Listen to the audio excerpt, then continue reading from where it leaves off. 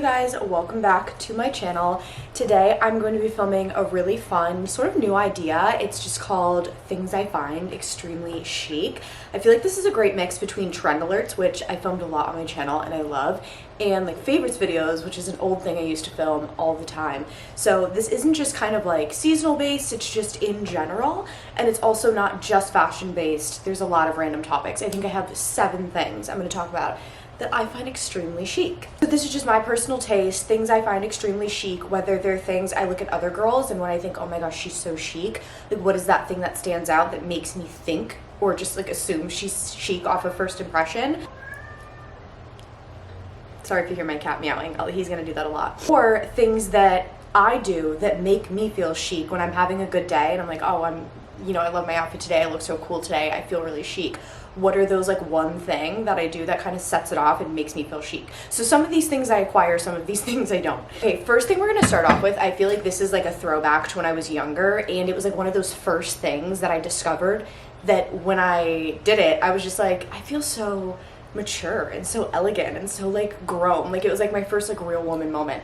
And so I have 2 items to talk about with it. It is having a very crisp, like very elevated and elegant loungewear collection. So whether that's like pajama sets, robes, lingerie, whatever that is for you, of course that doesn't mean that chic girls wear that all the time. Like I literally wore my husband's oversized t-shirt to bed last night, but just having it available and having it on hand to always just put on like an elevated, like really, really classy, beautiful, put together loungewear moment is so chic. And I feel like when I was younger and I was trying to find my personal style and like I was hanging out with some like really cool girls, they always had elevated, really cool pajamas. So this I feel like is what started it off. This is from Oysho, which is a European brand. They don't sell in America, but I think you can get it online.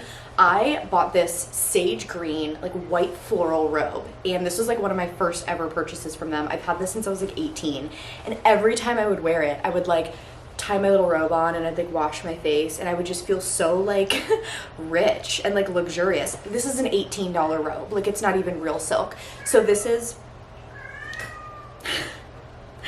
I feel like this right here is a great example also that this video is not just about like buy expensive things and you'll feel rich. Like that's definitely not what we're getting at here. It's, oh, are you okay? He wants attention. And can you see him right there? He wants attention. He's mad he's not getting it. Anyways, it's definitely not about the price of the item, contrary to what I just said. One of my biggest wish list items of them all was this La Perla piece, which I never purchased for myself because it is like a little bit of a frivolous item. Like these are not a necessity. Like I wouldn't have died if I never bought these, but I got married recently and I was like, okay, this is the perfect excuse to just like splurge and buy La Perla nighty shorts.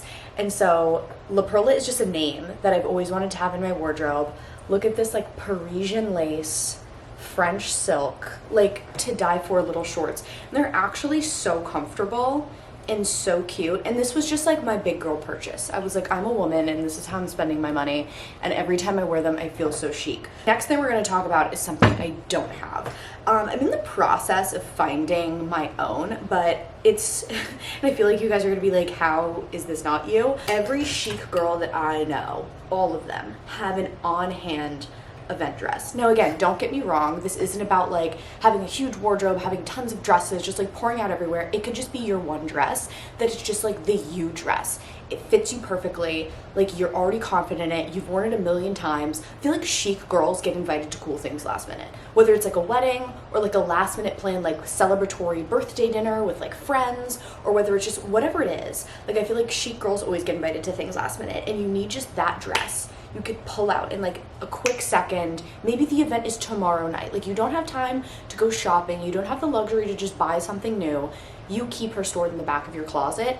And it's that type of dress where it's not even just a basic simplistic dress that you know will go with everything. Because I feel like that's where I go wrong. I get too many simplistic dresses. It's kind of a unique, eye-catching dress. Like it's definitely a little wowing. This is your go-to dress, you're like re-wearing it to everything every time it gets compliments. Like it's got to be that kind of dress that like people have seen you in it 4 or 5 times. It doesn't matter, it looks so amazing, but people are still like, you brought the dress out, like here she is, this is her, hi again.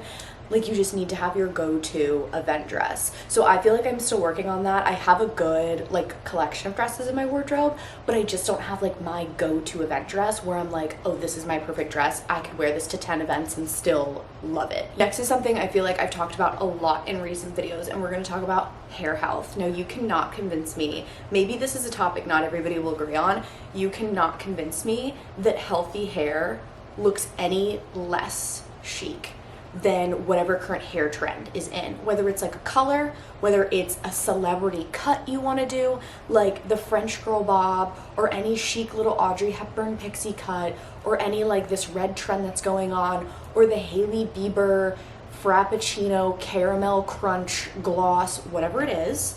I don't agree that everybody's natural hair color looks best on them. There are some people that have switched it up, but if it's going to compromise your hair health, your hair volume, your hair shine, don't do it. In the hard way, I feel like it's just a lesson of womanhood to experiment with your hair when you're finding your personal style and growing up. But I have worked really hard to get my natural curls and my natural just health of my hair back, the hydration in my hair, the length in my hair when it's straight down to here. So it's definitely grown a lot. And I had bleached my hair. I had every single shade of brass and like weird blonde. I had my hair cut up to here because I had the most fried ends. I had random amounts of breakage. These are literally just grown out curtain bangs. Like, the last time I cut curtain bangs was like last year, and they're already grown out to here. I 100% give all credit to not only the condition of my hair, but the fast growth of my hair to the products that I use. And this is what I talked about a lot, is my Uberless organic products. I was gonna make being an organic girl part of the chic trend, but I don't feel like that's necessary. This is the shampoo and conditioner that I use. They're a completely organic hairline, and this is their vegan hydrating shampoo and conditioner that I use. And so, knowing that there's tons of like fruit extracts and like linden seed oil and amazing stuff in there, I don't feel that extra need to have to like oil my hair and go with these intense hair masks and get treatments done. Like, I literally just let my hair be because I have great hair products that I use. I try and style my natural curls now that they're more healthy, like more so than blow drying it or anything. But if I do, the only style I'll do is a blowout. Look at my natural curls. Like, look at some of these absolute ringlets that are in here. Like, look at this one. Look how perfect that ringlet is down there. And then I started using deep hydrating products. This product I've talked about a lot too, this Uberless Smoothing Rich Oil.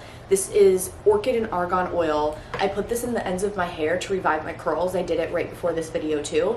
It just glosses them up. So I feel like the other thing of being chic is also that effortless, like, cool girl look, and like having effortless, like, thrown together, messy hair, no makeup. You can't do that if you don't have healthy hair. Like, if you have to worry about my roots are showing, I've got to do a slick back bun, I've got to hide my fried ends, I've got to, you know, curl these pieces so you can't see my broken layers. Like, if you already have super dense, super voluminous, healthy, long flowing, gorgeous, shiny, glossy, bouncy hair, you literally can roll out of bed, throw on lotion, and leave the house. Because I feel like we have also already learned this hair lesson in makeup, where no matter how beat your face is, how many great expensive products you put in your makeup routine, if you have really bad skin, your base in your makeup is not going to look as flawless as if you had a skincare routine and took care of your skin.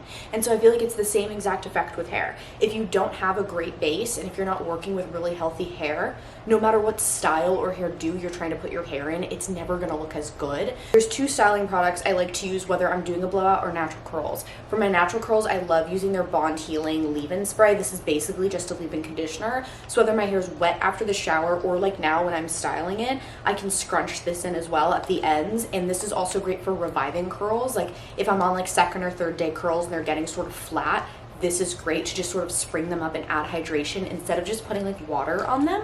Or if I'm going to do my blowout, the Uberless Frizz Elixir is great because this has a lot of oils in it as well. So when you're blowing it out, you get that like perfect sheen that looks like you just got a Brazilian blowout. It's so gorgeous. And this is also has thermal protection in it, so you don't have to worry about adding a heat protector as well, because this is kind of both in one. Next is one of my kind of random ones, but I feel like this was important. It's being a good hostess. And I love hosting. Now, don't get me wrong, this doesn't mean you need to know how to cook. This doesn't even mean you need to know how to bake. I think this is more of like a home one for me. Now, also don't get me wrong, I am the Monica of my friend group. I love to have people over and I do love to cook, but it's not about that. I think it's about the chic girl in the friend group, or even if it's like not your friend group, even if you're meeting new people, like your place is the one that everybody is like going over to.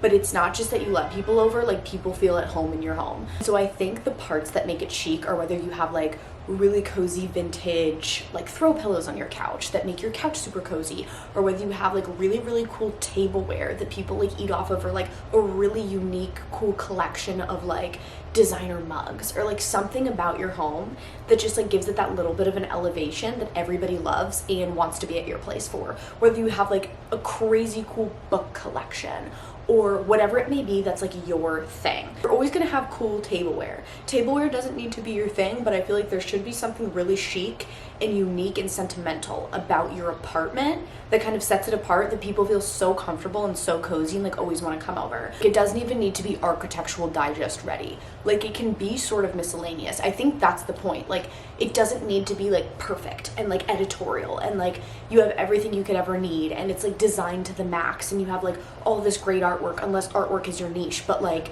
it doesn't need to be perfect. And I think that's what makes the home so cozy, is it's a little quirky, it's a little miscellaneous, which adds that like cozy, comfortable feeling where you can just kind of sink in. Next thing I want to talk about is another fashion trend, and it's quirky jewelry.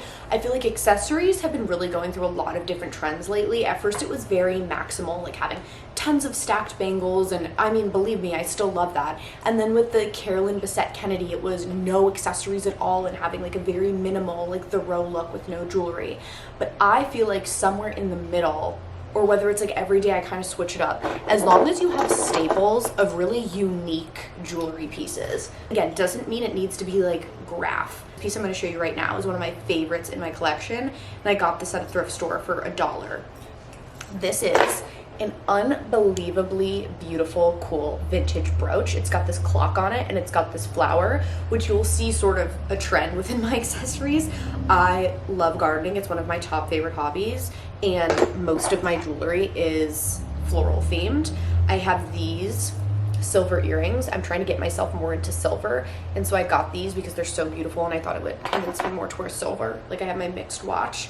And then on Depop, I got this ring, this floral ring with like the one stone set kind of like off in the corner, is so beautiful.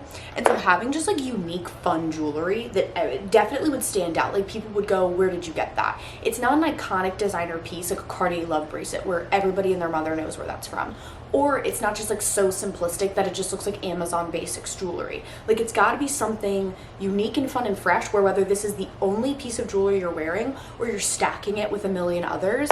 I think chic girls always have weird jewelry and accessories that sort of bring their collection together. Last thing we're going to talk about is Modesty. Perfect example of what I'm wearing right here. Actually, I didn't even think about this like little boat neckline top.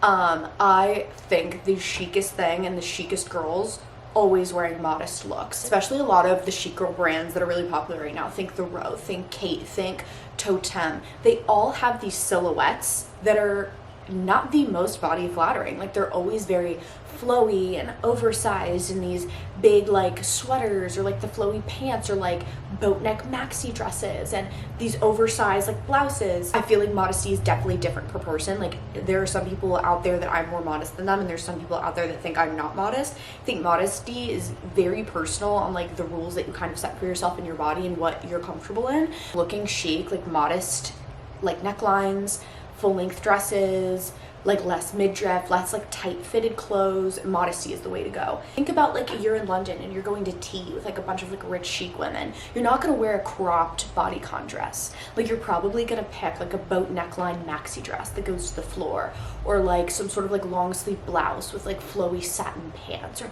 something like that. And it's funny to me that like a lot of people struggle when you're trying to be a modest girl, but you're a fashionista and you think that there's like a struggle there. I feel like they go hand in hand. I feel like there are so many more chic fashionable outfits that are modest than that are not modest. So if you're having a struggle with that right now and you're like, oh, I'm a modest girl and like I love to dress modestly, but like I also love fashion, how do I do that? I think honing in on like top designers, focusing on your fabrics, getting together a color palette that is flattering for you. That's so much more important, and that is what is going to make you look really pulled together. Okay, those are the 7 that I wrote down for things I find incredibly chic. Of course, there are tons more things I find incredibly chic, so I definitely think I'm going to do a version of this on my TikTok, more of like a fast-paced one. But if you want to see more things that I think are chic, let me know. My social media will be in the description below. Also links for products, links for my Uber list will be in the description. So definitely check out what's down there. Make sure to subscribe to my channel as well. And that's it. I love you guys so much. Thank you for watching. I hope you enjoyed. Mwah.